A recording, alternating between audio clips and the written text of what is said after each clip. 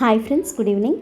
Welcome to LTX classes. ఈరోజు మనం ఈ వీడియోలో సెప్టెంబర్ 1st నుండి 7th వరకు పిఐబిలో వచ్చినటువంటి ఇంపార్టెంట్ ఆర్టికల్స్ని డిస్కస్ చేద్దాం. If going to start the session today, ఒక important useful information from LTX classes ఏంటంటే, ఇప్పుడు మనం పిఐబి అనాలిసిస్ అని చెప్పి చేసుకుంటున్నాం కదా ఎవ్రీ వీక్. అయితే మీకు మంత్లీ పిఐబి మ్యాగజైన్ అనేది ఇవ్వడం జరుగుతుంది. At the end of the month ఆ మంత్లో వచ్చిన ఇంపార్టెంట్ ఆర్టికల్స్ ఫ్రమ్ పిఐబి అంతా కంపైలేషన్ లాగా ఒక చోట మీకు ఇవ్వడం జరుగుతుంది. That will be very much useful for you. అది పీడిఎఫ్ లాగా పెట్టుకున్నట్టయితే మీకు మెయిన్స్ పాయింట్ ఆఫ్ వ్యూలో అట్లా మీరు రెఫరెన్స్ కోసం అని చెప్పి చాలా ఈజీగా ఉంటుంది. మళ్ళీ అది ముందు పెట్టుకొని మీరు ఒకసారి మొత్తం మనము చేసినటువంటి ఆర్టికల్స్ అన్నీ ఒకసారి వీడియోస్ వింటూ ఉన్నట్టయితే మీకు చాలా హెల్ప్ అవుతుంది. సో ఆ మంత్లీ పిఐబి మ్యాగజైన్ మీరు పర్చేస్ చేయాలి అనుకుంటే ఎవ్రీ మంత్ 9 రూపీస్, జస్ట్ 9 రూపీస్తో మీరు తీసుకోవచ్చు అనమాట పిఐబి మంత్లీ మ్యాగజైన్ని. సో అదొకటి. అండ్ దీనికి సంబంధించి మీకు ఏదైనా డౌట్స్ ఉన్నట్టయితే you can contact this number or else you can go through the website ltxclasses.com. So మీకు ఏదైనా డౌట్స్ ఉంటే క్లారిఫై చేసుకోవచ్చు దానికి సంబంధించి. And UPSC general studies program మీరు తీసుకోవాలి అనుకుంటున్నట్టయితే లైవ్ అండ్ రికార్డెడ్ క్లాసెస్ రూపంలో మీకు ఇవ్వడం జరుగుతుంది. అండ్ దాని ఫీ వచ్చేసి 30,000 రూపీస్ అనమాట. దట్టు మీకు లైఫ్ టైం వ్యాలిడిటీ తోటి ఇవ్వడం జరుగుతుంది ఇది. అండ్ ఇది 30,000 కూడా మీరు అట్ ఎ టైం పే చేయనక్కర్లేకుండా పర్ మంత్ జస్ట్ 3,000 రూపీస్తో మీరు స్టార్ట్ చేసుకోవచ్చు. అండ్ దీనికి సంబంధించి ఏదైనా డెమో క్లాస్ వినాలనుకున్నా, ఇంకేదైనా ఫర్దర్గా డౌట్స్ ఉన్నా, క్లారిఫికేషన్స్ కావాలన్నా you can contact this number or else you can go through the website ltxclasses.com. Okay. So let us start the PIB analysis from September 1st to 7th. ఈ వీక్లో మనకి 5 important articles వచ్చాయన్నమాట. అవి ఏంటి అని చెప్పి చూద్దాం. ఫస్ట్ వన్ న్యూస్లో ఉన్నది ఏంటి అంటే బయో E3 పాలసీ. చాలా చాలా చాలా ఇంపార్టెంట్ టాపిక్ ఇది, న్యూస్లో ఉంది. సో ఈ బయో E3 పాలసీ అనేది ఏంటి అని అంటే గ్లోబల్ లెవెల్లో అంటే మొత్తానికి వరల్డ్ స్టేజ్ మీద ఇండియాని ఒక బయోటెక్నాలజీ లీడర్గా నిలబెట్టబోయే పాలసీ అని చెప్పి దీన్ని మనం అనొచ్చు. ఇది అందులో ఏమాత్రం ఎగ్జాజరేషన్ లేదనమాట. అది బయో E3 పాలసీ. ఇది ఒక ల్యాండ్ మార్క్ స్టెప్. దేనికి అని అంటే to become a global biotechnology leader. ఎవరంటే ఇండియా. సో ఇండియా ఒక గ్లోబల్ బయోటెక్నాలజీ లీడర్ అవ్వాలి అని అంటే దానికోసం అని చెప్పి ఒక ల్యాండ్ మార్క్ పాలసీని తీసుకొని రావడం జరిగింది government. That is bio E3 policy. And it is spearheaded by మనకు తెలిసిందేదే minister of science and technology. ఎవరు మనకి సెంట్రల్ లెవెల్లో డాక్టర్ జితేంద్ర సింగ్. సో ఈయన బయోటెక్నాలజీని, దానికి ఉన్న అప్లికేషన్స్ని, అవి చాలా వైడ్ రేంజ్ ఆఫ్ సెక్టార్స్లో దాని యొక్క అప్లికేషన్స్ ఉన్నాయి కదా. లైక్ ఫర్ ఎగ్జాంపుల్ అగ్రికల్చర్ కానివ్వండి, హెల్త్ కేర్ కానివ్వండి, రెన్యూబుల్ ఎనర్జీ సెక్టార్ కానివ్వండి, బయో మ్యానుఫ్యాక్చరింగ్, ఇన్నోవేషన్, ఇట్లా రకరకాల వాటిల్లో దాని యొక్క అప్లికేషన్స్ అనేవి ఉన్నాయి బయోటెక్నాలజీవి. సో ఈ బయోటెక్నాలజీ అప్లికేషన్స్ని యూజ్ చేసుకొని దాని ద్వారా ఇండియా యొక్క బయో ఎకానమీ అంటే బయోటెక్నాలజీ ద్వారా జనరేట్ అయ్యే ఎకానమీని బూస్ట్ చేస్తూ మనము గ్లోబల్ బయోటెక్నాలజికల్ లీడర్గా ఎదగాలి అన్న ఉద్దేశంతో బయో E3 పాలసీ అనే దాన్ని తీసుకొని రావడం జరిగింది. సో దీని ద్వారా ఏంటి అని అంటే ఇండియా యొక్క economic and environmental sustainability elevate అవుతుంది. అండ్ ఒక కొత్త ఇండస్ట్రియల్ రెవల్యూషన్ లాంటిది రాబోతుంది in bio with the help of the biotechnology అని చెప్పి అనే ఎయిమ్ అండ్ ఆబ్జెక్టివ్ తోటి ఈ బయో E3 పాలసీ అనే దాన్ని తీసుకొని వచ్చారు. సో ఇప్పుడు ఈ బయో E3 పాలసీ యొక్క ఇంప్లికేషన్స్ ఇండియాకి ఎలా ఉంటాయి, వరల్డ్కి ఎలా ఉంటాయి, అసలు బయో ఎకానమీ ఎంతుంది ఇండియాలో, అండ్ ఈ బయో E3 పాలసీ యొక్క కీ డ్రైవర్స్ అంటే మెయిన్ దీన్ని ముందుకు నడిపేవి ఏంటి అనేది చూద్దాం. Okay. So bio economy vision అంటే ఏంటి అని అంటే ఇండియా యొక్క బయో ఎకానమీ ఎంత గ్రో అవుతూ వస్తుంది అనడానికి ఒక సింపుల్ ఫ్యాక్ట్ తోటి ఏం చెప్తున్నాము అని అంటే 2014లో $10 బిలియన్ ఉన్న బయో ఎకానమీ 2024కి వచ్చేసరికి $130 బిలియన్ అయింది. ఓకే. అండ్ 2030 కల్లా ఇట్ ఈస్ ప్రొజెక్టెడ్ దట్ అది ఎంతకు అవుతుంది అని అంటున్నాము అంటే $300 బిలియన్ టచ్ అవుతుంది అని చెప్పి. సో ఎంత డ్రాస్టిక్ గ్రోత్ ఉంది. 2014లో $10 బిలియన్ ఉన్నది, $130 బిలియన్ అయింది 2024 కంటే జస్ట్ ఒక డెకేడ్లో ఆల్మోస్ట్ 13 టైమ్స్ అయిందనమాట. అండ్ అదే మళ్ళీ 2030కి వెళ్ళేసరికి ఇంకా ఎక్స్పోనెన్షియల్గా గ్రోత్ అవుతూ $300 బిలియన్ టచ్ అవుతుంది అని చెప్పి ఒక ప్రొజెక్షన్ అనేది ఉంది. సో ఈ గ్రోత్ ట్రాజెక్టరీని ఇదంతా దీన్నంతా నడిపిస్తున్నది ఏంటి? బయోటెక్నాలజీ. సో ఆ బయోటెక్నాలజీ అనేది very pivotal for Viksit Bharat. మనకి 2047 కల్లా మనం ఇండియాని ఎలా చూడాలనుకుంటున్నాము? ఫుల్లీ డెవలప్డ్ ఇండియాగా మనము చూడాలి అని అనుకుంటున్నాం. దాన్నే మనము వికసిత్ భారత్ గోల్ అని చెప్పి 2047కి పెట్టుకున్నాం. 2047 ఎందుకు? 100 years ఆఫ్ ఇండిపెండెన్స్ కాబట్టి. సో అప్పటికల్లా మనం వికసిత్ భారత్ని అచీవ్ చేయాలి అని అంటే మనకు బయోటెక్నాలజీ యొక్క ఇంపార్టెన్స్ ఎంత ఉంది అనేది దీని ద్వారా తెలుస్తుందన్నమాట. సో బయో E3 పాలసీ అనేది దేని మీద ఫోకస్ చేస్తుంది, దేన్ని ఎంఫసైజ్ చేస్తుంది అంటే గ్రీన్ గ్రోత్ని అండ్ అంటే ఫ్యూచర్ డిమాండ్స్ ఆఫ్ ఫుడ్ కానీ, ఎనర్జీ కానీ, ఎన్విరాన్మెంట్ కానీ, ఈ మూడిట్లో బయోటెక్నాలజీ యొక్క ఇంపార్టెన్స్ని గుర్తించి బయో మ్యానుఫ్యాక్చరింగ్ని ప్రతి ఒక్క మన ఎకనామిక్ గోల్స్లో దాన్ని ఇంటిగ్రేట్ చేస్తూ దాని యొక్క ఇంపార్టెన్స్ని గుర్తిస్తూ దాని ద్వారా వచ్చే సస్టైనబుల్ డెవలప్మెంట్ ఎలా ఉంటుంది అని విజువలైజ్ చేసుకొని తయారు చేసిందైతే ఈ బయో E3 పాలసీ అనమాట. సో ఇప్పుడు బయో E3 పాలసీ యొక్క కీ డ్రైవర్స్ ఏంటి అంటే, first and very most important driver of bio E3 policy is it's public private partnership model. PPP మోడల్లో ఈ పాలసీని ముందుకు తీసుకెళ్తున్నారు. సో PPP మోడల్ అంటే ఏంటి? దీని ద్వారా మనకు వచ్చే యూజ్ ఏంటి, బెనిఫిట్ ఏంటి అని అంటే, ఇక్కడ బయోటెక్నాలజికల్ సెక్టార్లో ప్రైవేట్ ఇండస్ట్రీని కూడా ఇన్వాల్వ్ చేయడం ద్వారా ఎంప్లాయ్మెంట్ ఆపర్చునిటీస్ పెరుగుతాయి అండ్ బయో మ్యానుఫ్యాక్చరింగ్ గ్రోత్ కూడా పెరుగుతుందన్నమాట. దాంతోపాటు ఇప్పుడు ఇండస్ట్రీస్ని ఎంకరేజ్ చేయాలి అని అంటే గవర్నమెంట్ ఏం చేస్తుంది? ఇన్సెంటివ్స్ని ప్రొవైడ్ చేస్తుంది. సో ఈ పర్టికులర్ బయోటెక్నాలజికల్ సెక్టార్లో పెట్టే ఇండస్ట్రీస్కి ఇన్సెంటివ్స్ ఇవ్వడం ద్వారా ఏమవుతుంది అని అంటే ప్రోడక్ట్ డెవలప్మెంట్ అవుతుంది, ఇన్నోవేషన్ పెరుగుతుంది. తద్వారా ఎక్కువ ఇండస్ట్రీస్ పెడితే ఏమవుతుంది? ఎంప్లాయ్మెంట్ జనరేషన్ కూడా జరుగుతుంది. సో మల్టిపుల్ కొలేటరల్ బెనిఫిట్స్ చాలా ఉన్నాయన్నమాట దీని ద్వారా. అండ్ ఇంకోటి ఏంటి? ఓన్లీ గవర్నమెంట్ సెక్టార్ మాత్రమే అని కాకుండా కాంపిటేటివ్నెస్ అనేది పెరుగుతుంది. గవర్నమెంట్ ఇనిషియేటివ్స్తో పాటు మనకి ప్రైవేట్ వాళ్ళ ఎక్స్పర్టైజ్ ఇవన్నీ కూడా యాడ్ ఆన్ అవుతాయి. కాబట్టి బయోటెక్నాలజికల్ సొల్యూషన్స్ అనేవి టెక్నాలజికల్గా అడ్వాన్స్డ్గా ఉండడం మాత్రమే కాకుండా కమర్షియల్లీ వయబుల్ ప్రోడక్ట్స్ కూడా తయారవుతాయి because of the high competitiveness between the public and the private enterprises. So ఈ రెండింటి యొక్క కొలాబరేషన్తో వస్తున్నవి కాబట్టి టెక్నాలజికల్లీ అడ్వాన్స్డ్ ఉంటాయి as well as commercially viable కూడా. అంటే ఒక ఇండస్ట్రీ లేదా ఏదైనా ఒక యూనిట్ మనం పెడుతున్నాము అని అంటే దానివల్ల ప్రాఫిట్స్ రావాలి, దానివల్ల ఉపయోగం ఉండాలి. So not just employment generation కదా, కమర్షియల్లీ వయబిలిటీ కూడా ఉండాలి. ఆ కమర్షియల్ వయబిలిటీ అనేది దీని ద్వారా వస్తుంది.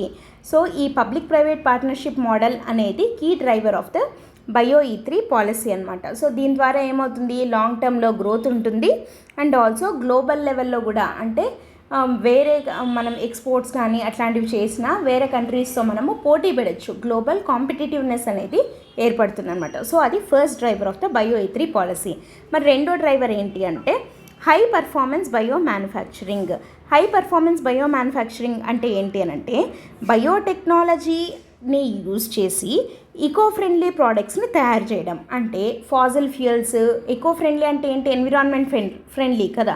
సో ఫాజిల్ ఫ్యూయల్స్ మీద రిలయన్స్ని తగ్గించడం, అంటే దాని మీద డిపెండెన్స్ని తగ్గించడము. తర్వాత వాటి బదులుగా bio based chemicals, bio based enzymes ఇట్లాంటి వాటిని తయారు చేయడము. అండ్ వీటన్నిటి కోసము బయో ఫౌండ్రీ అనే ఒక ఇనిషియేటివ్ స్టార్ట్ చేస్తున్నారు. దీని ద్వారా ఏమవుతుంది అంటే ఈ స్పేస్లో కటింగ్ ఎడ్జ్ టెక్నాలజీస్ అంటే ఒకటి మనం తయారు చేసాము అంటే దాని యొక్క బెనిఫిట్స్ డిఫరెంట్ ఇంకా చాలా సెక్టార్స్లో దాని యొక్క అప్లికేషన్స్ ఉండే టెక్నాలజీస్ ఉంటాయి కదా, వాటిని మనం కటింగ్ ఎడ్జ్ టెక్నాలజీస్ అంటాం. సో అట్లాంటి వాటిల్లో రీసెర్చ్ కానీ తర్వాత ఏమంటారు ఇన్నోవేషన్స్ కానీ తీసుకొని రావడం ద్వారా ఈ ఫౌండరీ ఇనిషియేటివ్స్ ద్వారా ఈ బయోటెక్నాలజీ యొక్క అప్లికేషన్స్ రకరకాల సెక్టార్లో మనం వాడచ్చు.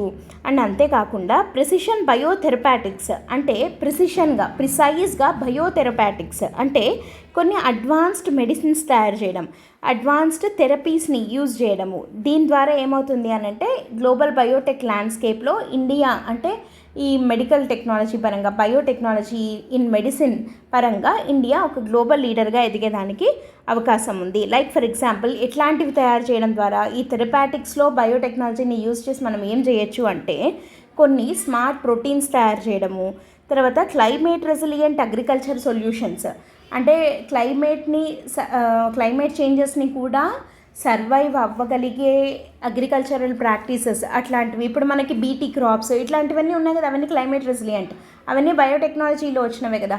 Genetically modified GMOs, genetical modified crops, ఇవన్నీ కూడా. సో అట్లాంటి వాటిని తయారు చేయడంలో, అట్లాంటి సొల్యూషన్స్ కల్పించడంలో ఇది ఈ బయోటెక్నాలజీ అనేది హెల్ప్ అవుతుంది. సో దాని ద్వారా ఏంటి, మనకు గ్లోబల్ ఫుడ్ సెక్యూరిటీ ఛాలెంజెస్ని మనము అడ్రస్ చేయొచ్చు అనమాట. అంటే నాట్ జస్ట్ ఫుడ్ సెక్యూరిటీ, అంటే ఇప్పుడు మనకి జీరో హంగర్ అనేది కూడా మనకు ఒక సస్టైనబుల్ డెవలప్మెంట్ గోల్ కదా.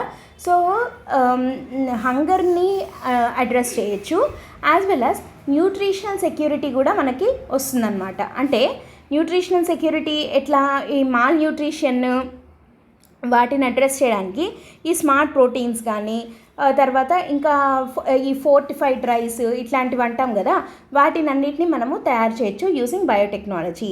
సో ఇదంతా కూడా మనకి దేని కిందకి వెళ్తుందంటే హై పర్ఫార్మెన్స్ బయో మ్యానుఫ్యాక్చరింగ్ అనే దాని కింద మనం దీన్ని చూడొచ్చు అనమాట. So it is the second driver of the BioE3 policy. Coming to the third one ఏమనుకున్నాం మనము, సస్టైనబిలిటీ అండ్ గ్రీన్ గ్రోత్. అంటే ఎట్లా మనకి సస్టైనబుల్ డెవలప్మెంట్ కోసం, అంటే రెన్యూవబుల్ ఎనర్జీస్ని హార్నెస్ చేయడానికి బయోటెక్నాలజీకి ఉన్న లింక్ ఏంటి అంటే, we're aligning the net zero targets. మనకి నెట్ న్యూట్రాలిటీ అని చెప్పి మనం గోల్ పెట్టుకున్నాం. అంటే whatever emissions we're emitting we need to offset it. అది మనం కార్బన్ న్యూట్రాలిటీ లేదా నెట్ జీరో ఎమిషన్స్ అంటాము. 2070కి గోల్ పెట్టుకున్నాం. సో దానికోసం అని చెప్పి మిషన్ లైఫ్ అని ఇట్లాంటివి మనం ఆల్రెడీ స్టార్ట్ చేసుకున్నాం, మిషన్ లైఫ్ స్టైల్ అని చెప్పి. సో అంటే ఇదొక సిటిజన్స్ అందరూ కలిసి యునైటెడ్గా, కొలాబరేటివ్గా వాళ్ళ యొక్క పార్టిసిపేషన్తో, లైక్ స్వచ్ఛ భారత్ మిషన్ ఇవన్నీ ఎట్లున్నాయో అట్లా. సో అట్లాంటి మిషన్ లైఫ్ తోటి, ఆ గవర్నమెంట్ తీసుకొని వచ్చిన మిషన్ లైఫ్ తోటి BioE3 పాలసీని ఇంటిగ్రేట్ చేయడం ద్వారా ఏమవుతుంది అంటే, it emphasises the green growth through sustainable biotechnology solutions. బయోటెక్నాలజీని యూజ్ చేసి సస్టైనబుల్ సొల్యూషన్స్ని ప్రిపేర్ చేయాలి. అంటే like for example reducing the carbon emissions. So ఈ గ్లోబల్ క్లైమేట్ చేంజ్ని దృష్టిలో పెట్టుకొని సస్టైనబుల్ ఫార్మింగ్ ప్రాక్టీసెస్ కోసము, అంటే ఎట్లాంటి ఎన్విరాన్మెంటల్ కండిషన్స్నైనా విత్స్టాండ్ చేయగలిగే లాంటివి, తర్వాత కార్బన్ క్యాప్చర్ టెక్నాలజీస్ ఇట్లాంటివి, CCUS టెక్నాలజీస్ అంటాం కదా, carbon capture and utilization solutions అని చెప్పి. సో అవి తయారు చేయడానికి, తర్వాత గ్రీన్ హౌస్ గ్యాసెస్ యొక్క ఇంపాక్ట్ని మిటిగేట్ చేయడానికి, మొత్తానికి in our fight with the climate change మనకి బయోటెక్నాలజీ అనేది చాలా హెల్ప్ అవుతుంది. సో సస్టైనబుల్ అండ్ గ్రీన్ గ్రోత్లో కూడా biotechnology plays a very key role. కాబట్టి అది మనం third driver of BioE3 policy కింద పెట్టుకున్నాం. అండ్ ఫోర్త్ వన్ ఏంటి అని అంటే, లెవరేజింగ్ ఇండియాస్ బయోడైవర్సిటీ. మనకందరికీ తెలిసిందే that India geographically very diverse country. అంటే మన దగ్గర రకరకాల ఫిజియోగ్రఫిక్ డివిజన్స్ ఉన్నాయి. లైక్ ఫర్ ఎగ్జాంపుల్ మనకి చాలా డైవర్సిటీ ఉంది బయో రిసోర్సెస్లో. లైక్ మనకి 7,500 కిలోమీటర్స్ లెంత్ ఉన్నటువంటి కోస్ట్ లైన్ ఉంది, యాజ్ వెల్ యాజ్ నార్త్లో చూస్తే హిమాలయాస్ ఉన్నాయి, డెజర్ట్ ఉంది, ఐలాండ్స్ ఉన్నాయి, తర్వాత ప్లాటూ రీజియన్ ఉంది. సో ఇన్ని రకాల ఫిజియోగ్రఫిక్ డివిజన్స్ ఉన్నాయి. అంటే అంతకన్నా ఎక్కువ మనకి డైవర్సిటీ కూడా, బయోడైవర్సిటీ కూడా ఉన్నట్టే. అంటే రకరకాల ఫ్లోరా అండ్ ఫానా అనేది మనకి ఇండియాలో ఉన్నాయి. So it provides a natural advantage in biotechnological research and development. So ఇంత flora and fauna, unique flora and fauna, ఎన్ని ఎండమిక్ స్పీసీస్ ఉన్నాయి మనకి ఇండియాలో. సో వెస్ట్రన్ ఘాట్స్ ఒక్కటి చాలు మనకి ఎంత హైలీ ఎండమిజం ఉంది అని చెప్పడానికి. అందుకే మనకి చాలా biodiversity hot spots, hope spots అనేవి కూడా ఉన్నాయి కదా మనకి. సో ఇవి ఒక న్యాచురల్ అడ్వాంటేజ్ ఇస్తున్నాయి to have some biotechnological research and development in India అనమాట. సో అవి మనకి ఒక మంచి అసెట్ లాంటివి. అంటే దేనికి అంటే, ఈ బయో మ్యానుఫ్యాక్చరింగ్లో, అగ్రికల్చర్లో, హెల్త్ కేర్లో ఏమన్నా మనము రీసెర్చ్ అండ్ డెవలప్మెంట్ ఇన్నోవేషన్స్ ఏమైనా చేయాలి అంటే చాలా హెల్ప్ అవుతుంది. అండ్ ఆల్సో ఇంకా ఇక్కడ మనము ఇప్పటి వరకు పెద్దగా యూస్ చేయాల్సిండేది ఏంటి అంటే మెరైన్ బయోడైవర్సిటీ. సో అది ఈ పాలసీలో చాలా కీ రోల్ ప్లే చేస్తుంది. సో ఫైనల్గా ఈ bio E3 పాలసీస్లో 6 thematic focus areas ఉన్నాయన్నమాట. ఏంటవి అని అంటే ఫస్ట్ వన్ వచ్చేసి bio based chemicals and enzymes, అంటే ఎన్విరాన్మెంటల్లీ హార్మ్ఫుల్ కెమికల్స్ని రీప్లేస్ చేయడానికి వాటికి ఒక సస్టైనబుల్ ఆల్టర్నేటివ్స్ లాగా బయో బేస్డ్ కెమికల్స్ అండ్ ఎంజైమ్స్ని తయారు చేయడం అనేది ఫస్ట్ ఫోకస్ ఏరియా. రెండోది వచ్చేసి ఇందాక మనం అనుకున్నట్టు ఫుడ్ సెక్యూరిటీని అడ్రస్ చేయడం కోసం అని చెప్పి స్మార్ట్ ప్రోటీన్స్, తర్వాత న్యూట్రిషనల్ సొల్యూషన్స్, ఫుడ్ సెక్యూరిటీని ఎన్హాన్స్ చేయడానికి, హెల్త్ని ప్రమోట్ చేయడానికి అనేది రెండో ఫోకస్ ఏరియా. థర్డ్ వచ్చేసి ప్రెసిషన్ బయోథెరపాటిక్స్, ఇందాక మనం అనుకున్నట్టు మెడికల్ ట్రీట్మెంట్స్, డ్రగ్స్ ఇవి తయారు చేయడంలో బయోటెక్నాలజీని యూస్ చేయడం, అది థర్డ్ది. ఫోర్త్ది వచ్చేసి అగ్రికల్చర్ ఈల్డ్ని పెంచుతూ క్లైమేట్ చేంజ్ రెసిలియంట్గా ఉండేలాగా క్లైమేట్ రెసిలియంట్ అగ్రికల్చర్ని ప్రమోట్ చేయడం అనేది ఫోర్త్ ఫోకస్ ఏరియా. అయితే ఫిఫ్త్ది వచ్చేసి కార్బన్ ఎమిషన్స్ని క్యాప్చర్ చేసి యూటిలైజేషన్ చేసుకునేదానికి బయోటెక్నాలజీని యూజ్ చేయడము. సో అది fifth focus area. And sixth వచ్చేసి ఇందాక మనం అనుకున్నాం కదా ఇండియాలో హైలీ బయోడైవర్సిటీ ఉంది అని చెప్పి. సో ఇండియా యొక్క మెరైన్ బయో రిసోర్సెస్ని పర్టికులర్గా వాడుకొని దాని ద్వారా బయోటెక్నాలజీ రిలేటెడ్ అప్లికేషన్స్ని తయారు చేయడం అనేది సిక్స్త్ ఫోకస్ ఏరియా అనమాట. సో బయో E3 పాలసీ అంటే మనం రాయాల్సినవి ఈ 6 థిమాటిక్ ఫోకస్ ఏరియాస్ రాయాలి. అండ్ ఈ కీ డ్రైవర్స్ ఏంటి అంటే ఈ 4 కీ డ్రైవర్స్ని ఇంక్లూడ్ చేసి రాయాల్సి ఉంటుంది అనమాట. So this is the first article. Let us move on to the second article. Digital agriculture machine అని చెప్పి సెకండ్ ఆర్టికల్ మనకి న్యూస్లో ఉందన్నమాట. సో అదేంటి అంటే ఇండియాస్ డిజిటల్ అగ్రికల్చర్ మిషన్ అనేది మన కంట్రీలో ఉన్నటువంటి అగ్రికల్చర్ సెక్టార్లో మనకి డిజిటల్ టెక్నాలజీస్ని యూజ్ చేసి దాన్ని రెవల్యూషనైజ్ చేయడం అనమాట. సో దీనికి అవుట్లే ఎంత, అసలు దీని కింద ఏమేమి చేస్తారు, ఈ డిజిటల్ అగ్రికల్చర్ మిషన్ కింద ఉన్నటువంటి పిల్లర్స్ ఇట్లాంటివి ఉంటాయి కదా, దాని ఎయిమ్ అండ్ ఆబ్జెక్టివ్ ఏంటి, దాని విజన్ ఏంటి, అవన్నీ కూడా మనం ఇప్పుడు చూద్దాం. ఓకేనా. సో ఫస్ట్ ఆఫ్ ఆల్ ఇక్కడ ఒక కీ ఫ్యాక్ట్ ఏంటి అని అంటే ఇండియాస్ డిజిటల్ అగ్రికల్చర్ మిషన్ యొక్క లేఅవుట్ అప్రూవ్డ్ అవుట్లే ఎంత అని అంటే 2817 crores అప్రూవల్ అనేది రావడం జరిగింది. దీంట్లో సెంటర్ తర్వాత స్టేట్స్ యొక్క షేరింగ్ అనేది ఉంటుందన్నమాట. సెంట్రల్ షేర్ ఎంత అంటే 1940 crores సెంటర్ యొక్క షేర్ తోటి టోటల్గా 2817 crores అప్రూవల్ అనేది రావడం జరిగింది ఈ మిషన్కి, డిజిటల్ అగ్రికల్చరల్ మిషన్కి. ఓకేనా. సో దీంట్లో ఏంటి అని అంటే ఫార్మర్కి ఉపయోగపడే డిజిటల్ సర్వీసెస్ని ఫార్మర్కి ప్రొవైడ్ చేస్తూ దాని ద్వారా వాళ్ళ యొక్క ప్రొడక్టివిటీని పెంచుతూ ఒక సస్టైనబుల్ గ్రోత్ అనేది అచీవ్ చేయడము అనేది దీని యొక్క మెయిన్ టార్గెట్గా పెట్టుకోవడం జరిగింది. అంటే ఇక్కడ డిజిటల్ టెక్నాలజీస్ని అగ్రికల్చర్లో ఎట్లా ఉపయోగిస్తారు, ఏ టెక్నాలజీస్ని వాడతారు అని అంటే ఆర్టిఫిషియల్ ఇంటెలిజెన్స్ కానీ, big data, geospatial systems, remote sensing ఇట్లాంటి వాటిని ఉపయోగించి అగ్రికల్చర్లో ఫామ్ ఈల్డ్ ప్రిడిక్షన్స్, అంటే ఈసారి ఒక పంట వేశారు దాని యొక్క ఈల్డ్ ఎంత రావచ్చు అని ప్రిసైజ్గా ప్రిడిక్ట్ చేయడము, తర్వాత వాళ్ళ దగ్గర ఫార్మర్స్ దగ్గర ఉన్నటువంటి రీసోర్సెస్ని ప్రాపర్గా మేనేజ్ చేయడానికి అండ్ ప్రాపర్ సర్వీస్ డెలివరీ ఇవ్వడానికి ఉపయోగపడే విధంగా టెక్నాలజీస్ని యూజ్ చేస్తారనమాట. సో ఆ డిజిటల్ టెక్నాలజీస్ని యూజ్ చేయడం ద్వారా అగ్రికల్చర్ని ఇంప్రూవ్ చేయడం అనేది దీని యొక్క మెయిన్ ఇంటెన్షన్, అంటే మెయిన్ ఆబ్జెక్టివ్ అని చెప్పచ్చు. సో వీటి యొక్క కాంపోనెంట్స్ ఏంటి అవన్నీ ఇప్పుడు మనం చూద్దాము. ఆబ్జెక్టివ్స్ ఏంటి అని అంటే ఇండియా యొక్క అగ్రికల్చర్ సెక్టార్లో డిజిటల్ పబ్లిక్ ఇన్ఫ్రాని వాడడము అనేది దీని యొక్క ముఖ్య ఉద్దేశం. దాని ద్వారా ఏంటి అని అంటే ఇందాక మనం చెప్పుకున్నట్టు అసలు క్రాప్ ప్యాటర్న్స్, అంటే లైక్ ఏ పంటలు వేస్తున్నారు, ఏ పంట తర్వాత ఏ పంట వేస్తున్నారు, తర్వాత వాళ్ళ సాయిల్ హెల్త్ ఎట్లుంది, వెదర్ కండిషన్స్ ఎలా ఉన్నాయి, సో వీటన్నిటి ద్వారా ప్రాపర్ అంటే డేటా డ్రివెన్ డెసిషన్ మేకింగ్ అనమాట. అంటే ఓకే ఇప్పుడు ఇంకొక వారం తర్వాత తుఫాన్ రావచ్చు, లేకపోతే వర్షాలు పడవచ్చు, పంట పాడైపోతుంది. సో కాబట్టి ముందుగానే హార్వెస్టింగ్ వెళ్ళిపోవడం కానీ, లేకపోతే దానికి తగిన ప్రొటెక్షన్స్ ఏదైనా తీసుకోవడం కానీ, లేదా ఈ సాయిల్ హెల్త్ కండిషన్ ఇట్లా ఉంది, సో దీనికి ఈ క్రాప్ అయితే తగినది, అట్లా డేటా డ్రివెన్ డెసిషన్ మేకింగ్ అనేది చేయగలుగుతాడు farmer at both micro level as well as macro levels అనమాట. డెసిషన్ మేకింగ్ అనేది చాలా ప్రాపర్గా యాక్యురేట్గా ప్రిసైజ్గా ఉంటుంది. సో అట్లాంటి దానికోసం అని చెప్పి ఈ డిజిటల్ టెక్నాలజీస్ని యూజ్ చేసి రెవల్యూషనైజ్ చేయడము అనేది దీని యొక్క ముఖ్య ఉద్దేశం అనమాట.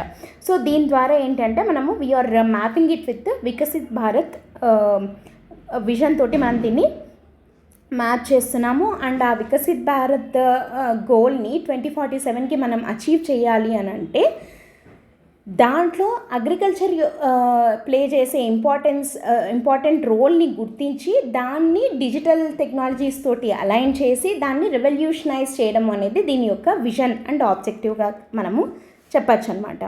అండ్ ఈ మిషన్ యొక్క ప్రైమరీ ఆబ్జెక్టివ్స్ ఏంటి అంటే ఇందాక మనం చెప్పుకున్నట్టు crop estimation for yield productions and resource allocation. So అక్యురేట్గా క్రాప్ ఎస్టిమేషన్ ఎంత ఈల్డ్ ఎంత వస్తుంది, ఈల్డ్ ప్రిడిక్షన్స్ ఎంత ఈల్డ్ వస్తుంది అని చెప్పి ప్రిడిక్ట్ చేయడము.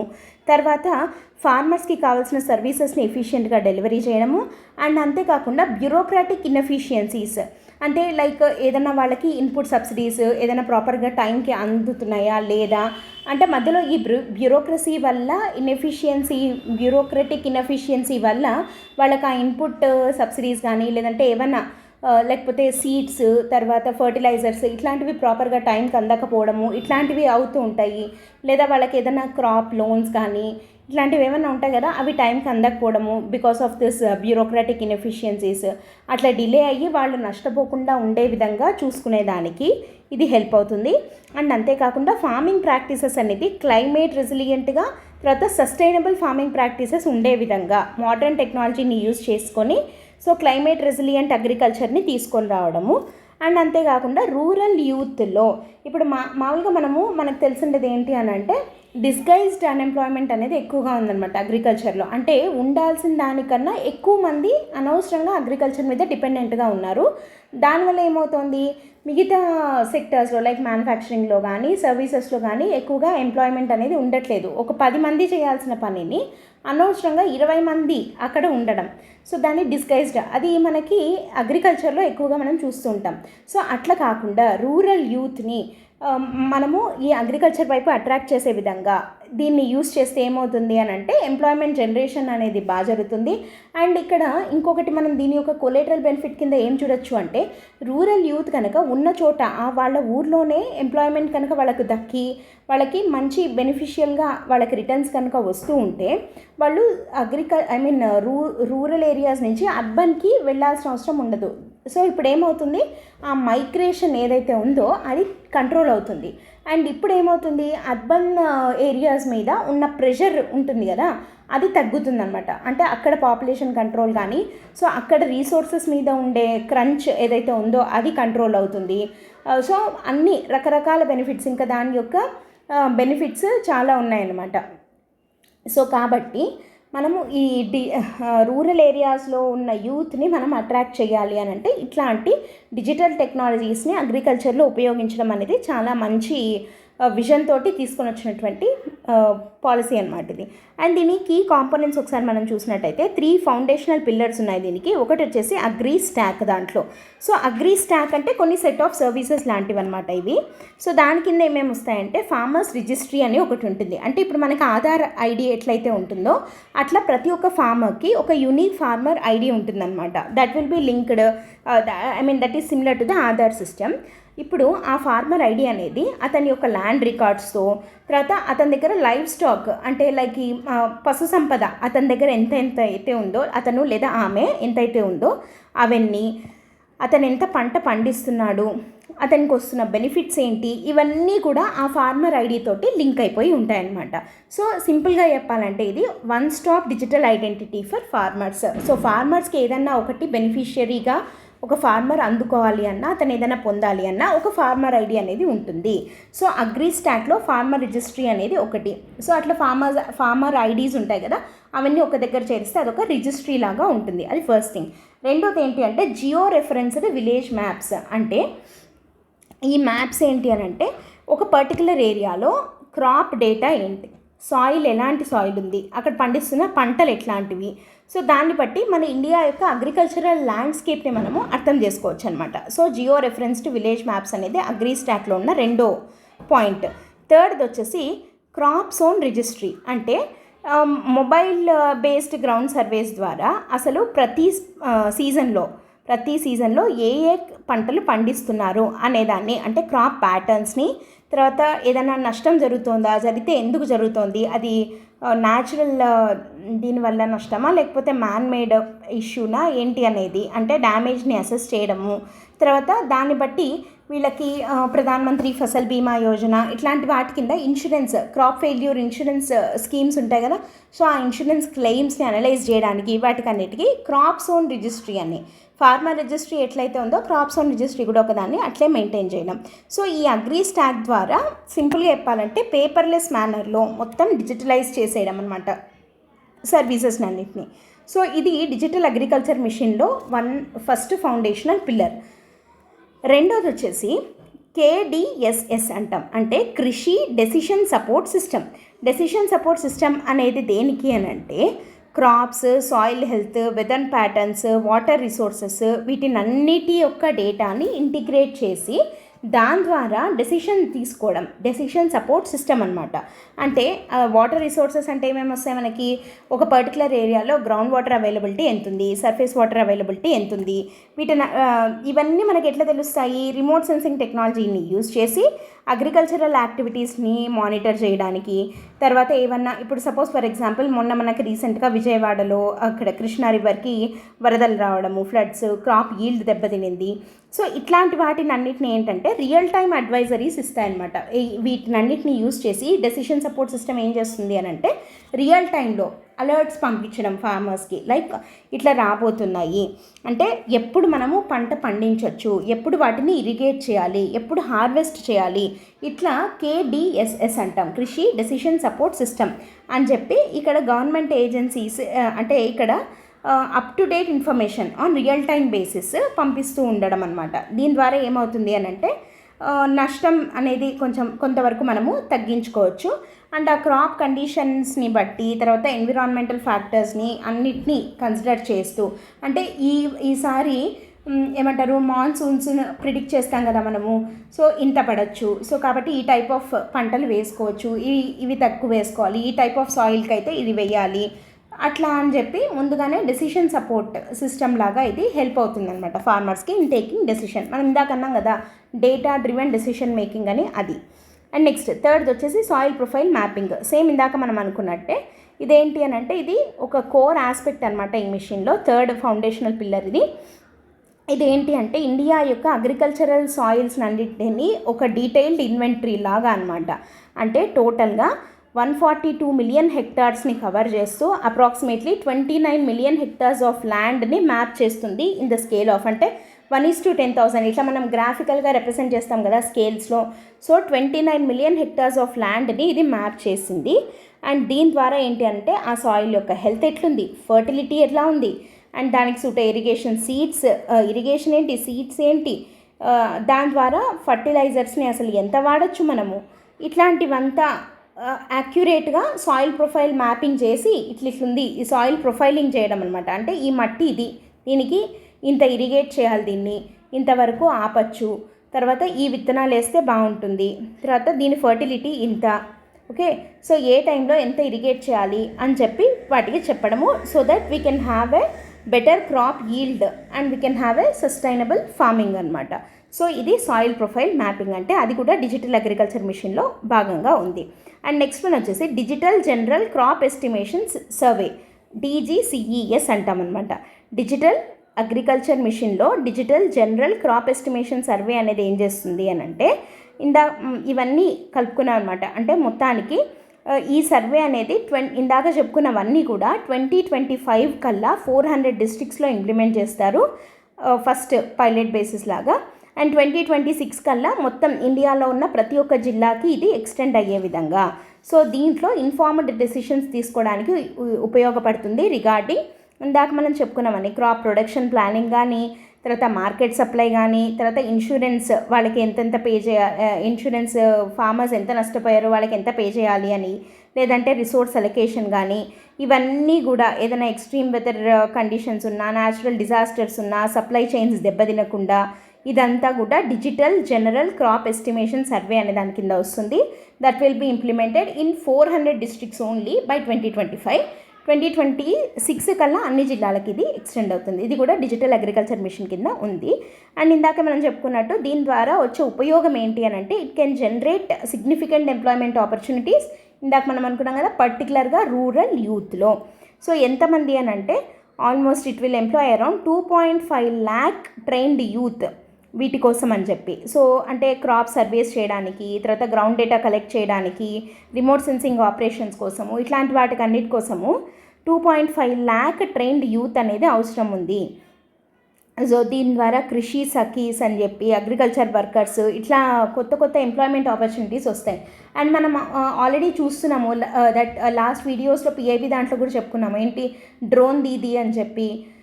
సో అగ్రికల్చర్లో టెక్నాలజీని యూజ్ చేస్తే మనము వీ కెన్ రెవల్యూషనరైజ్ ద అగ్రికల్చర్ అనమాట. దాని ద్వారా దాని ఈల్డ్ పెరుగుతుంది, ప్రొడక్టివిటీ పెరుగుతుంది, ఫార్మర్స్ యొక్క ఇన్కమ్ డబల్ ఇంకా ఈవెన్ మోర్ అయ్యేదానికి కూడా అవకాశం ఉంది. అండ్ కొలేటరల్గా మనకి బెనిఫిట్ ఏంటి అని అంటే క్లైమేట్ రెసిలియంట్ అగ్రికల్చర్ వస్తుంది, ప్లస్ ఎంప్లాయ్మెంట్ జనరేట్ అవుతుంది, ఫుడ్ సెక్యూరిటీ పెరుగుతుంది, న్యూట్రిషనల్ సెక్యూరిటీ వస్తుంది. అన్ని బెనిఫిట్సే ఉన్నాయి మనకి. సో జీరో హంగర్ని మనం అడ్రస్ చేయొచ్చు, గుడ్ హెల్త్ని అడ్రస్ చేయొచ్చు, ఈ సస్టైనబుల్ డెవలప్మెంట్ గోల్స్ అన్నింటిని మనం అచీవ్ చేయొచ్చు అనమాట. సో డిజిటల్ అగ్రికల్చర్ మిషన్ అనేది మన ఇండియన్ అగ్రికల్చర్ని మొత్తానికి ఇట్లా చేంజ్ చేయబోతోంది.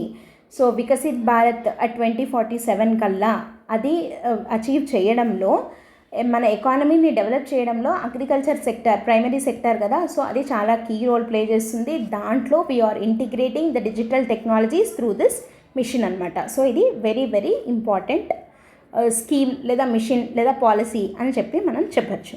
Okay, this is the second article. Let us move on to the third one. Third ఏంటి అంటే gig and platform workers social సెక్యూరిటీకి సంబంధించి ఒక ఆర్టికల్ వచ్చింది. సో ఇది మనకు ఆల్రెడీ తెలిసిందేదే ఏంటంటే జిగ్ వర్కర్స్ అంటాం. జిగ్ వర్కర్స్ అంటే ఏంటి అని అంటే లైక్ ఫర్ ఎగ్జాంపుల్ చెప్పాలి అంటే ఇప్పుడు మనకి స్విగ్గీ డెలివరీ బాయ్స్ లాగా, జొమాటో డెలివరీ బాయ్స్, ఓలా, ఊబేర్ ఇట్లాంటి డ్రైవర్స్ ఉంటారు. వీళ్ళని అందరినీ మనం ఏమంటాము అని అంటే జిగ్ వర్కర్స్ అని చెప్పి అంటారనమాట. సో అదే చెప్తున్నాం ఇక్కడ. వాళ్ళకి సంబంధించిన సోషల్ సెక్యూరిటీకి సంబంధించి ఒక ఆర్టికల్ ఇది. ఏంటది అని అంటే మనకి ఇండియాలో జిగ్ ఎకానమీ అనేది విపరీతంగా పెరిగిపోయింది. ఎంత పెరిగిపోయింది అని అంటే for example like companies like Uber కానీ, జొమాటో, ఓలా, స్విగ్గీ ఇవన్నీ కూడా ఫ్లెక్సిబుల్ వర్క్ ఆపర్చునిటీస్ ఇచ్చాయి. దీనివల్ల ఎందుకు ఇది ఇండియాలో ఎంత పెరిగింది అని అంటే ఇది చాలా ఫ్లెక్సిబుల్ వర్క్ ఆపర్చునిటీస్ ఉన్నాయన్నమాట. కొన్ని మిలియన్స్ ఆఫ్ ఇండివిజువల్స్ వీటిల్లో వర్క్ చేస్తున్నారు because of the flexibility in work అనమాట. Like for example ride hailing అని, ఫుడ్ డెలివరీ అని, లాజిస్టిక్స్లో అమెజాన్, ఫ్లిప్కార్ట్ ఇట్లాంటివన్నీ ఉన్నాయి కదా. వీళ్ళంతా లాజిస్టిక్స్లో, తర్వాత personal services like urban clap అని ఇట్లా అంటే లైక్ ఇంటికి వచ్చే సర్వీసెస్ చేసేవాళ్ళు, ఇట్లా వీళ్ళందరూ జిగ్ వర్కర్స్ అని అంటాం మనం వీళ్ళని కదా.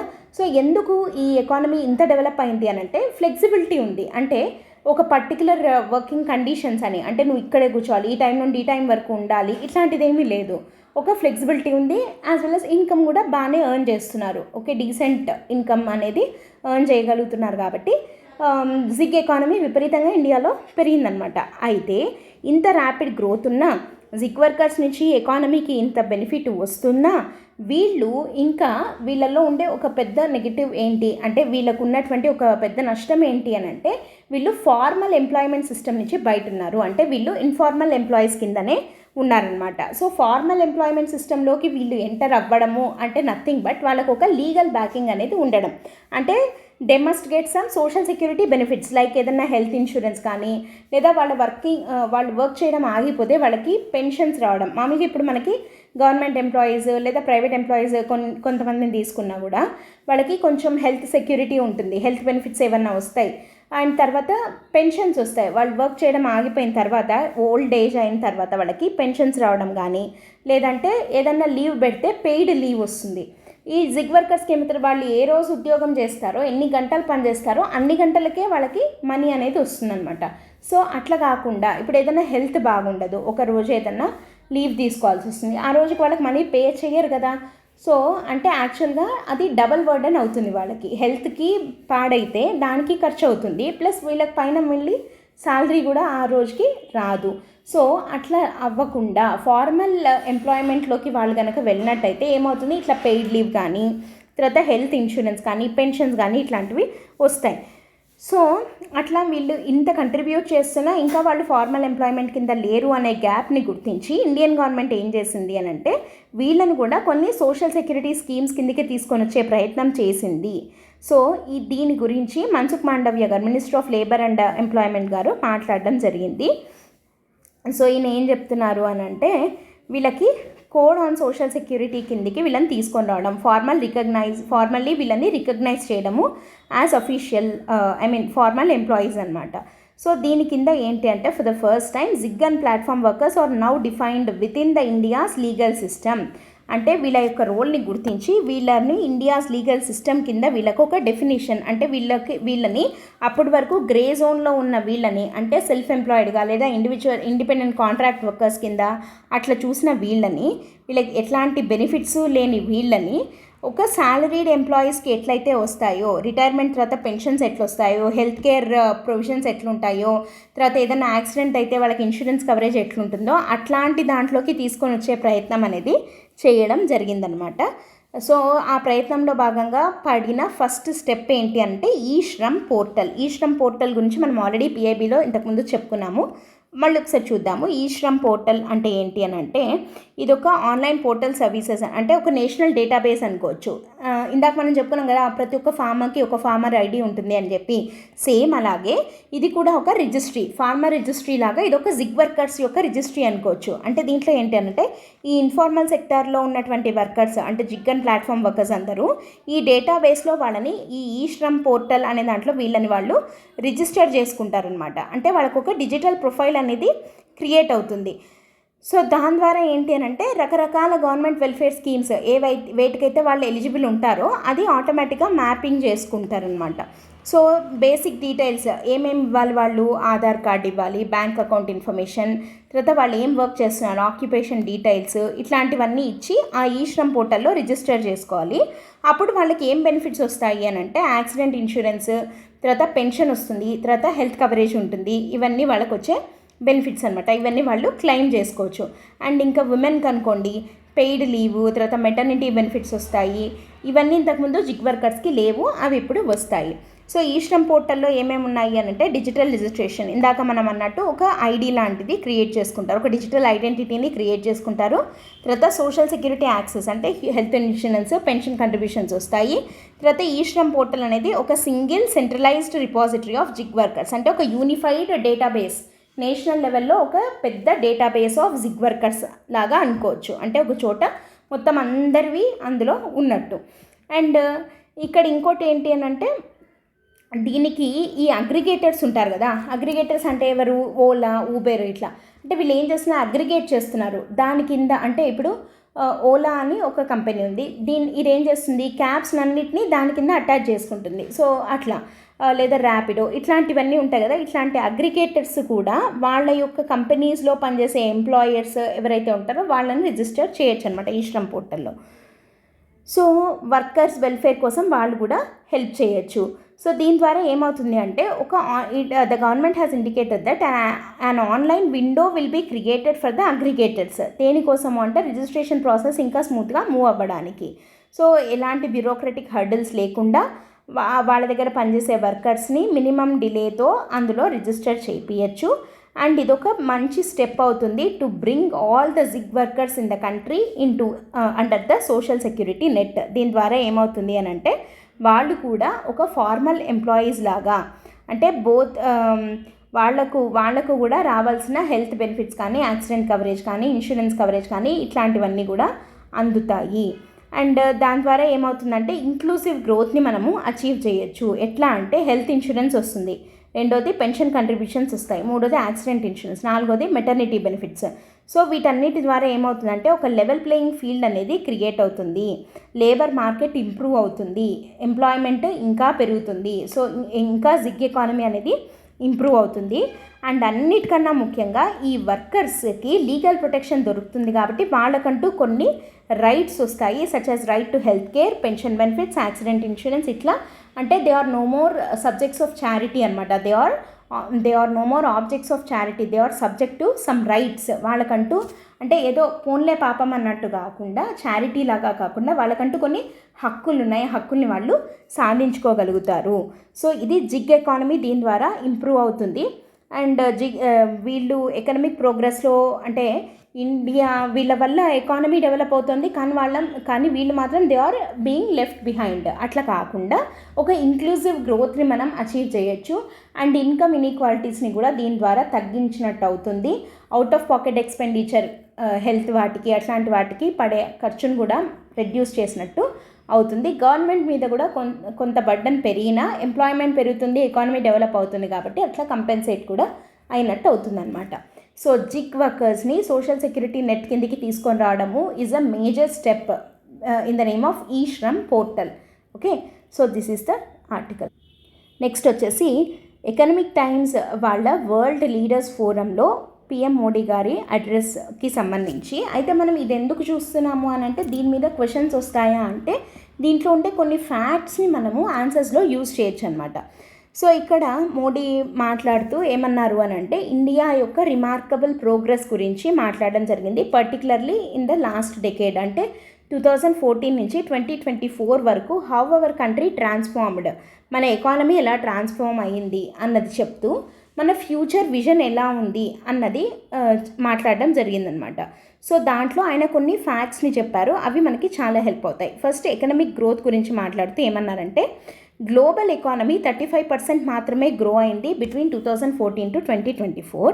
వెరాజ్ ఇండియా ఎకానమీ చూస్తే ఎంత గ్రో అయింది, గ్లోబల్ ఎకానమీ 35% గ్రో అయితే India out performed it with 90% growth. మొత్తం ప్రపంచం అంతా 35% గ్రో అయితే మనం మాత్రము 90% గ్రో అయ్యాము అని చెప్తున్నారు. అండ్ అది ఫస్ట్ ఫ్యాక్ట్ దీనికి సంబంధించి. అండ్ ఇంకా ఈయన ఏం చెప్తున్నారు అని అంటే గ్రోత్ అనేది ఎట్లా ఉండాలి, సస్టైనబుల్గా ఉండాలి అండ్ గ్లోబల్ లీడర్షిప్ పొజిషన్లో ఇండియా ఉండాలి. And he assured that governments reform, perform, transform అనేది మన యొక్క థీమ్గా మనం పెట్టుకోవడం జరిగిందనమాట. ఫస్ట్ రీఫార్మ్స్ చేయాలి, ఆ తర్వాత పర్ఫార్మ్ చేయాలి, దాని తర్వాత ట్రాన్స్ఫార్మ్ అవ్వాలి. సో ఈ మంత్ర అనేది మన యొక్క ఫ్యూచర్ ఛాలెంజెస్ని మనం అడ్రస్ చేయడానికి అండ్ మన ఎకానమీ ఇప్పుడు ఏదైతే 90% గ్రో అయింది అని అంటున్నామో ఆ సక్సెస్ అనేది అట్లాగే కంటిన్యూ అవ్వడానికి, ఈవెన్ మోర్ ఇంకా పెరగడానికి ఈ రీఫార్మ్, పర్ఫార్మ్, ట్రాన్స్ఫార్మ్ అనే మంత్ర అనేది చాలా హెల్ప్ అవుతుంది అని మోడీ చెప్పడం జరిగిందనమాట. సో ఇట్లాంటివి ఉన్నాయి కదా, రీఫార్మ్, పర్ఫార్మ్, ట్రాన్స్ఫార్మ్, ఇట్లాంటి కొన్ని క్యాచీ లైన్స్ ఏవైతే ఉంటాయో ఇట్లాంటివి you can use it in your essay side headings లాగా అట్లా పెట్టి రాస్తే మంచి వాల్యూ ఎడిషన్ ఉంటుంది ఎస్సేకి కానీ, లేదంటే జిఎస్ ఆన్సర్స్లో స్కోప్ ఉంటే అక్కడైనా రాయొచ్చు.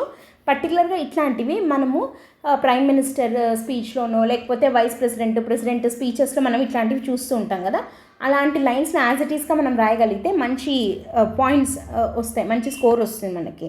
అండ్ నెక్స్ట్ ఈయన ఏమన్నారు, ఇంకా ఫస్ట్ ఏమన్నారు ఎకనామిక్ గ్రోత్ గురించి 35% గ్లోబల్ ఎకానమీ గ్రోత్ ఉంటే ఇండియా మాత్రం 90% గ్రో అయింది ఇన్ ద లాస్ట్ డికేడ్ అన్నారు.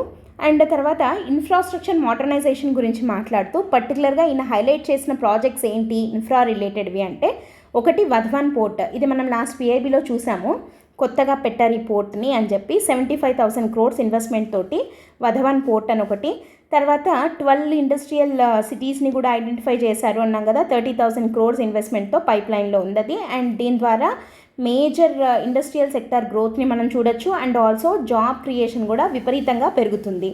అండ్ దాంట్లో మనము పర్టికులర్గా ఏపీకి సంబంధించి 2 సిటీస్ని ఐడెంటిఫై చేశారు, ఒకటి ఓర్వకల్లు, రెండోది కొప్పర్తి అండ్ కడప అని సో ఇవి ఇండస్ట్రియల్ సిటీస్, ఇది కూడా ఇన్ఫ్రాస్ట్రక్చర్ కింద రెండో పాయింట్. అండ్ థర్డ్ వచ్చేసి హై స్పీడ్ కారిడార్స్, మొత్తం 8 హై స్పీడ్ ట్రాన్స్పోర్టేషన్ కారిడార్స్ ని ఐడెంటిఫై చేశారు, వర్త్ 50,000 crores అనమాట. సో దీని ద్వారా ఏంటంటే పీపుల్ మూవ్మెంట్ కానీ గూడ్స్ మూవ్మెంట్ కానీ చాలా ఫాస్ట్గా మనం చేయొచ్చు with these high speed corridors. Fourth one వచ్చేసి మెట్రో సిస్టమ్ ఆల్రెడీ మనకు ఉంది, మెట్రో సిస్టమ్స్ ఇక్కడ పూణే, థానే, బెంగళూరు వీటిల్లో ఉన్న వాటిని ఇంకా ఎక్స్పాండ్ చేయాలి అని వాటి కోసమని 30,000 crores అలాట్ చేయడం జరిగింది. అండ్ ఇంకా మేజర్ అర్బన్ సెంటర్స్ తోటి వీటిని కనెక్ట్ అయ్యేలాగా చూస్తాము అని కూడా చెప్పడం జరిగింది. సో ఇవి కాక పిఎం గతిశక్తి నేషనల్ మాస్టర్ ప్లాన్ అని మనకు ఉంది కదా, సో వీటన్నిటి ద్వారా ఇన్ఫ్రాస్ట్రక్చర్ని టోటల్గా ఇండియాలో మోడర్నైజ్ చేస్తున్నాము, దేర్ బై ఎంప్లాయ్మెంట్ జనరేషన్ అవుతుంది, తర్వాత ఎకానమీ గ్రో అవుతుంది, ఇండస్ట్రియల్ సెక్టర్ డెవలప్ అవుతుంది అని చెప్పడం జరిగిందనమాట. థర్డ్ది ఏమని చెప్పారు ఇంకా ఆ స్పీచ్లో అంటే సోషల్ రిఫార్మ్స్ గురించి మాట్లాడుతూ 25 crore పీపుల్ని పావర్టీ నుంచి బయటికి తీసుకొని రాగలిగాము అని చెప్పడం జరిగింది ఇన్ ద పాస్ట్ డెకేడ్. ఇది ఒక ఫ్యాక్ట్ మనకి హెల్ప్ అవుతుంది. ఓకే, టోటల్గా 10 yearsలో మనము we lifted 25 crore people out of the poverty అని చెప్పారనమాట. సో నెక్స్ట్ ఇంకేం చెప్పారు అంటే అండ్ పూర్ పీపుల్ని ఎంపవర్ చేయడానికి ఏం చెప్పారు అని అంటే జన్ధన్ యోజనని తీసుకొని వచ్చారు. అండ్ మనం ఇది ఆల్రెడీ డిస్కస్ చేసాము 10 years ఆఫ్ జన్ధన్ యోజన అని చెప్పి. తర్వాత ఫైనాన్షియల్ ఇంక్లూజన్ని తీసుకొని వచ్చారు by providing some loans without any collateral. తర్వాత కనెక్టివిటీని పెంచుతూ డిజిటల్ ట్రాన్సాక్షన్స్ని పెంచారు, అంటే రూరల్ అర్బన్ డిజిటల్ గ్యాప్ ఏదైతే ఉందో దాన్ని తగ్గించారు, డిజిటల్ ఎకానమీని గ్రో అయ్యేలాగా చేశారు. అండ్ ఇది ఒకటైతే ఇంకోటి ఏంటి, విమెన్ ఎంపవర్మెంట్, జాబ్ క్రియేషన్. దీనికోసం ఏం చేశారు అని అంటే ఉమెన్ ఎంపవర్మెంట్ ఏంటి మనకు మొన్ననే రీసెంట్గా చూసాము ఏంటది, యూనిఫైడ్ పెన్షన్ స్కీమ్ తీసుకొని రావడము అని చెప్పి. సో అది కానీ లేదంటే 100 varieties ఆఫ్ ఇంప్రూవ్డ్ సీడ్స్, ఇది దాదాపు 109 varieties అని చెప్పి మనం ఆల్రెడీ డిస్కస్ చేసాం కదా. సో ఫార్మర్స్ని బెనిఫిట్ చేయడానికి 100 varieties ఆఫ్ ఇంప్రూవ్డ్ సీడ్స్ని ఇవ్వడం కానీ, తర్వాత 4 crore యంగ్ పీపుల్కి డైరెక్ట్గా హెల్ప్ అయ్యేలాగా 2 lakh crores అలొకేట్ చేయడం జరిగింది. అంతేకాకుండా 11 lakh రూరల్ ఉమెన్ ఆర్డినరీ ఫ్యామిలీస్కి చెందిన వాళ్ళని లక్పతి దీది అని చెప్పి సెలెక్ట్ చేసి అదొక స్కీమ్ ఒకటి ఉంది మనకి. సో మనకి ఏంటంటే ఉమెన్ ఎంపవర్మెంట్కి కూడా చాలా హై సీట్ ఇవ్వడం జరిగింది అని చెప్పచ్చు. సో ఇవన్నీ పాయింట్స్ మనకి మోడీ గారు వరల్డ్ లీడర్స్ ఫోరంలో డిస్కస్ చేయడం జరిగింది. అండ్ ఆయన ఇంకా ఏం మాట్లాడారు అని అంటే 2047కి మనది వికసిత్ భారత్ గోల్ ఉంది కదా. సో అప్పటికల్లా ఇండియా గ్లోబల్ మ్యానుఫ్యాక్చరింగ్ హబ్ అవ్వాలి బై 2047. సో దానికోసము ఎంఎస్ఎంఈస్ మీద ఫోకస్ పెడతాము. ఎంఎస్ఎంఈస్ మాత్రమే కాకుండా micro small and medium enterprises ఇవి మాత్రమే కాకుండా వీటిని ఇంకా ఇంప్రూవ్ చేయడానికి పిఎల్ఐ స్కీమ్ ఉంది కదా, ప్రొడక్షన్ లింక్డ్ ఇన్సెంటివ్ స్కీమ్. అంటే లోకల్గా మ్యానుఫ్యాక్చర్, మనం వోకల్ టు లోకల్ అంటాం కదా. సో లోకల్లీ మ్యానుఫ్యాక్చర్డ్ వాటిని ఎంకరేజ్ చేయడానికి పిఎల్ఐ స్కీము. తర్వాత ఇంకా ఇన్ఫ్రాస్ట్రక్చర్ డెవలప్ చేయడానికి, తర్వాత ప్రైవేట్ కంపెనీస్కి వీటికి ఇన్సెంటివ్స్ ఇవ్వడానికి plug and play industrial parks పెట్టడము, ఎకనామిక్ కారిడార్స్ ద్వారా ఇండస్ట్రియల్ ఇన్సెంటివ్స్ ఇవ్వడము. మనం ఆల్రెడీ చూసాం ఇందాక 12 ఇండస్ట్రియల్ సిటీస్ని ఐడెంటిఫై చేశారు అని చెప్పి. వీటన్నిటి ద్వారా ఏంటి అని అంటే మ్యానుఫ్యాక్చరింగ్ సెక్టర్ యొక్క ప్రొడక్టివిటీ కూడా పెంచే విధంగా చూడడము. సో ఇవన్నీ మోడీ మాట్లాడిన స్పీచ్లో. దీని ద్వారా ఏమంటున్నారు, మనము ఇండియాని గ్లోబల్ మ్యానుఫ్యాక్చరింగ్ హబ్ని చేద్దాము బై 2047 అని చెప్తున్నారు. అండ్ ఇంకా ఏం చెప్పారు ఈయన, దేన్ని ఎంఫసైజ్ చేశారు, ఇప్పటి వరకు మనం ఎకానమీ గురించి మాట్లాడుతున్నాం, ఇప్పుడు క్లైమేట్ చేంజ్ గురించి మాట్లాడుతూ సో గ్రీన్ ఎనర్జీ రెవల్యూషన్ అని అంటున్నాం. అంటే వరల్డ్ని మనము రెన్యూవబుల్ ఎనర్జీ సెక్టార్లో ఇండియానే లీడ్ చేయబోతోంది. సో దీనికోసం ఏంటి అని అంటే we're planning to produce 5 million tons of green hydrogen. ఇప్పుడు రెన్యూవబుల్ ఎనర్జీ అంటే మొత్తం అవుతున్న ట్రెండింగ్ అంతా ఏది అని అంటే సోలార్, హైడ్రో ఇదంతా అయిపోయింది. ఇప్పుడు ప్రజెంట్ ఉన్న ట్రెండ్ ఏంటి అంటే గ్రీన్ హైడ్రోజన్. సో 2030కి India pledge to produce 5 million tons of green hydrogen by 2030 అనమాట. అండ్ అంతేకాకుండా మన ఎయిమ్ ఏంటి అని అంటే 2030 కల్లా 500 gigawatts ఆఫ్ రెన్యూవబుల్ ఎనర్జీని ప్రొడ్యూస్ చేసి మనము గ్రీన్ ఎనర్జీలో గ్లోబల్ లీడర్గా ఎదగాలి. సో దీని ద్వారా మనము క్లైమేట్ చేంజ్ని అడ్రస్ చేయాలి అండ్ మన కార్బన్ ఫుట్ ప్రింట్ని మనము తగ్గించుకోవాలి. సో సస్టైనబుల్గా మనము మన ఎకానమీ అనేది not just economic growth but sustainable డెవలప్మెంట్ని కూడా మనము అచీవ్ చేయగలగాలి అని చెప్తున్నారు. అండ్ ఇండియాని వరల్డ్లోనే ఫుడ్ బాస్కెట్గా మార్చాలి. ఓకే, ఇండియాని వరల్డ్ యొక్క ఫుడ్ బాస్కెట్ కింద మార్చాలి. అంటే through organic and natural farming practices ద్వారా మన యొక్క ఫుడ్ యొక్క క్వాలిటీని హయ్యెస్ట్ స్టాండర్డ్స్కి తీసుకొని వెళ్ళి మన ఫుడ్ ఎక్స్పోర్ట్స్ని పెంచాలి. అండ్ దాంతోపాటు పర్టికులర్గా మన పర్టికులర్ ఇండియాలో ఫుడ్ ఏంటి అంటే మిల్లెట్స్ని మనం ఎక్కువగా ఫోకస్ చేస్తాం. సో ఇండియా యొక్క సూపర్ ఫుడ్ అంటాం దాన్ని, ఎందుకంటే మనకి దానికి ప్రోటీన్ కంటెంట్ హై లెవెల్లో ఉంటుంది, ఫ్యాట్ కంటెంట్ తక్కువ, ఫైబర్ ఉంటుంది. సో అది హెల్త్ పరంగా చాలా మంచిది కదా. సో ఇండియా లార్జెస్ట్ ప్రొడ్యూసర్ అనమాట మిల్లెట్స్లోనే. సో అది environmentally sustainable as well as nutritionally valuable. So అట్లాంటి ఫుడ్స్ని ప్రొడ్యూస్ చేయడము, తర్వాత డైరీ ప్రోడక్ట్స్ యొక్క క్వాలిటీ పెంచడము, సీ ఫుడ్, వీటన్నిటి ద్వారా ఇండియాని వరల్డ్ యొక్క ఫుడ్ బాస్కెట్ కింద మార్చాలి అని చెప్పి ట్రై చేస్తున్నాము. అండ్ ఆల్రెడీ మనం 2023ని ఇంటర్నేషనల్ ఇయర్ ఆఫ్ మిల్లెట్స్గా మనము సెలబ్రేట్ కూడా ఇండియా యొక్క దీంతో సెలబ్రేట్ కూడా చేయడం జరిగింది. అండ్ అంతేకాకుండా ఇది ఫుడ్ పరంగా. And next tourism and cultural heritage పరంగా చూస్తే India already we're on the top global destination అనమాట. ఎక్కువ మంది ఫారిన్ విజిటర్స్ కానీ వీళ్ళందరూ మన ఇండియా యొక్క కల్చరల్ అండ్ న్యాచురల్ హెరిటేజ్ పట్ల అట్రాక్ట్ అయ్యి ఇండియాకి రావడం జరుగుతుంది. సో వాటిని మనం ప్రొటెక్ట్ చేసుకోవాల్సిన రెస్పాన్సిబిలిటీ మన మీద ఉంది. అండ్ మన కల్చరల్ సైట్స్ని, హిస్టారికల్ సైట్స్ని రీవ్యాంప్ చేయాలి to attract the global visitors. అంతేకాకుండా మనకి బ్లూ ఫ్లాగ్ సర్టిఫైడ్ బీచెస్ ఉంటాయి కదా, అంటే లైక్ క్లీన్లీనెస్ని మెయింటైన్ చేసే బీచెస్, వాటిని డెవలప్ చేయడము. తర్వాత మనం పర్టికులర్గా ఈ మధ్య మనం చూస్తున్నాం మాల్దీవ్స్ ఇట్లాంటి వాటికి పోటీగా మన లక్షద్వీప్ ఐలాండ్స్ని డెవలప్ చేయడము, స్మాల్ ఐలాండ్స్ని డెవలప్ చేస్తూ ఎకో టూరిజంని, అడ్వెంచర్ టూరిజంని, హెరిటేజ్ టూరిజంని, మన కల్చరల్ టూరిజంని ప్రమోట్ చేయడము. వీటన్నిటి ద్వారా ఇక్కడ ఏమని చెప్తున్నాం, దేకో అప్నా దేశ్, పీపుల్స్ చాయిస్ అని చెప్పి సిటిజన్స్కే ఒక ఛాన్స్ ఇస్తున్నారు to vote for their favourite tourist destinations అనమాట.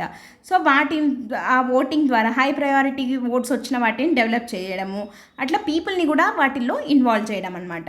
సో ఈ అన్ని పిల్లర్స్ మీద ఇండియా 2047కి ఒక గ్లోబల్ లీడర్గా ఎదగడము అనేది డిపెండ్ అయి ఉంది అని చెప్పి చెప్తున్నారు. అంతేకాకుండా ఇంటర్నేషనల్ కోఆపరేషన్ విషయానికి వస్తే ఇండియా G20కి ఆల్రెడీ మనం ప్రిసైడ్ చేయడం జరిగింది. అండ్ గ్లోబల్ సౌత్లో ఇండియా లీడర్గా మారబోతోంది, ఆల్రెడీ మారింది. సో మనం ప్రయారిటైజ్ చేసుకోవాల్సిన అవసరం ఉంది ఇంక్లూజివ్ డెవలప్మెంట్ని అండ్ ఇంటర్నేషనల్ కోఆపరేషన్ని for the benefit of the global south. So దాంట్లో ఇండియా కీ రోల్ ప్లే చేస్తుంది. And we are committed to innovation, inclusion and international partnerships అని చెప్పి చెప్తున్నాం అనమాట.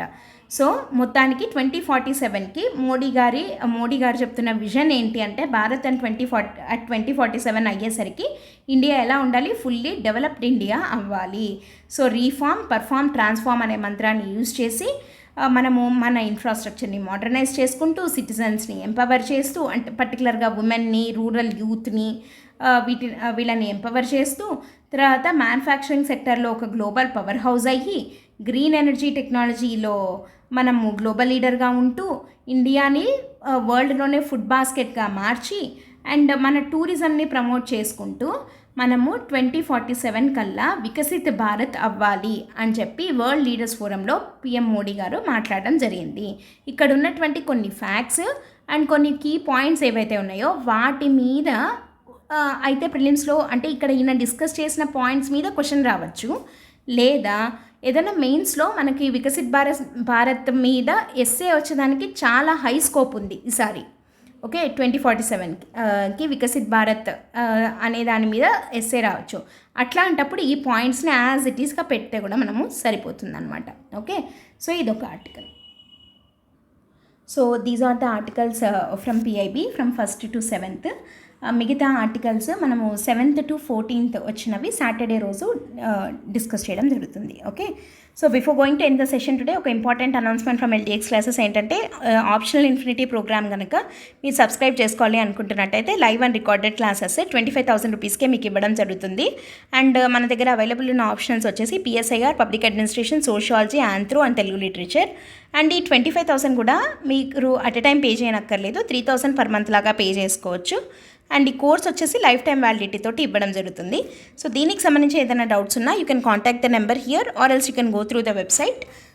So that's it for today. Thanks for listening. All the best. By.